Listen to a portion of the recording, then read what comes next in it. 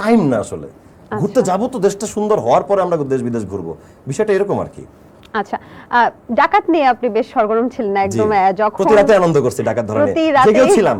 দেড়শোটা ছেলেপেলে ডিএচএস গার্ড দিছে, আমরা হলাম ব্যাকআপ টিম, যে যদি ঢুকে আমরা বের হওয়ার জন্য রেডি। আমাদের গাড়ি রেডি না, আমাদের ডিএচএস তো ঢুকতেই পারে না, গেটে একবার আসছিল, কিন্তু আর্মিরা তো এলএনজি গান লাগানো। আসলে কি ডাকাত ছিল? হ্যাঁ ছিল ছিল ছিল ছিল। মিরপুরের রাজনৈতিক নেতারা টাকা দিয়ে ওদের কর্মচারীদেরকে পাঠাইছিল আর কি। যেদিন যে সারা উত্তর একই টাইমে অ্যাটাক হইলো, মানে ওরা কি রিয়েল ডাকাত না? আপনার মনে হয় সেটা? আমি জানি না, আমার তো মনে হয় ওদের চাকরিটা নাই দেখে ওরা প্রফেশনটা চেঞ্জ করছে ওদের ওই মুহূর্তের জন্য। ওরা রিয়েল ডাকাত হলে আপনি আমাকে কথা বলেন, রিয়েল ডাকাত যদি আসতো এতগুলা, একটা কিছু তো ডাকাইতে হতো, একটা কিছু তো চুরি হতো, কিছুই চুরি হয় নাই, বরং আমরা কি পেয়েছি? কন্টেন্ট। ওরা নাচতেছে, গান গাচ্ছে। এবং আমার মনে হয় অনেক ডাকাত কিন্তু মানে নাচটা শিখে আসতো, যে ও কোনটা পারফরম্যান্স। আমি প্রফেশনাল ডাকাত হলে একটা কিছু ডাকাতি করে নিয়ে চলে আসতাম, আমি এখন নাচতাম নাকি ধরা খায়। তার মানে ইচ্ছাই ছিল না এদের কিছু চুরি করা, ডাকাতি করার। এরা যায় যে ধরাই খাইছে খালি, মানে নুইসেন্স তৈরি করার একটা প্ল্যান ছিল, যেটা নষ্ট হয়ে গেছে। আপনি তো একটা রিয়েলিটি শো তৈরি করার জন্য জেনজিদেরকে, হ্যাঁ বললাম যে নাচে গানে ডাকাত পাওয়ার্ড বাই জেনজি যদি হয়, এটা একটা টিভি শো, দীপ্ত তো হওয়া উচিত। মানে ইটস গুড শো, নাচে গানে ডাকাত। তাদের যে কি মাশাআল্লাহ ট্যালেন্ট থাকবে। হ্যাঁ অতিথি জেনজিরাই ইয়ে করবে, ফিক্স করবে, ভোট হবে কে কে অতিথি থাকতে পারে। মানে এই ডাকাত সদস্য, হ্যাঁ ডাকাত সদস্য প্লাস হচ্ছে সুলাইমান শকুন্দরা যদি নাচতে চায় তারাও ওয়েলকাম, আফ্রিদি যদি নাচতে চায় তারাও ওয়েলকাম, যারা নিশ্চুপ নীরবতারা তাদেরও ওয়েলকাম। নাচো গাও, যেহেতু কোয়ালিটি আছে একটু দেখাও, আমরাও মার্ক দিলাম। আপনি একটা স্ট্যাটাস দিয়েছিলেন, ভারত তো বাঁধ খুলে দিল, বুক ভরা তাদের বেশি। এটা কি আপনি নিজে করেছেন? কোনটা স্ট্যাটাস লিখেছেন?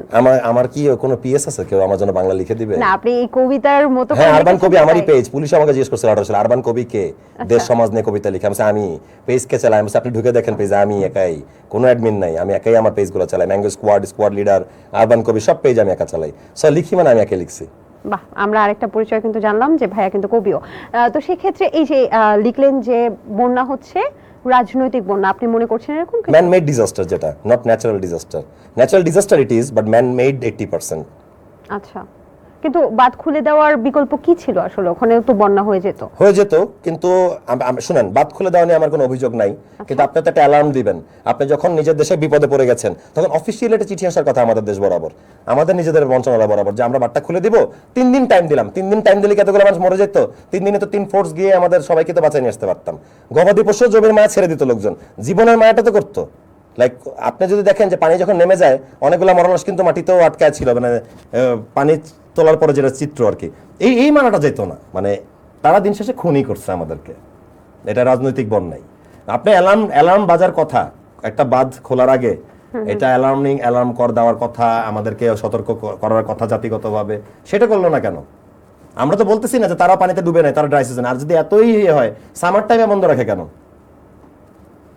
আপনার যখন ওভারফ্লো হয়ে গেল, আপনি কিছু দান করলেন আমারে, তা আপনার যখন আমার একটু, আপনার একটা রুটি ছিঁড়ে 2 জন মিলে ভাগ করে খেয়ে বেঁচে থাকতে, আরো এক মরুভূমিতে পড়ছি, তখন দিলাম না কেন আমি আপনারা রুটির অর্ধেকের পানি?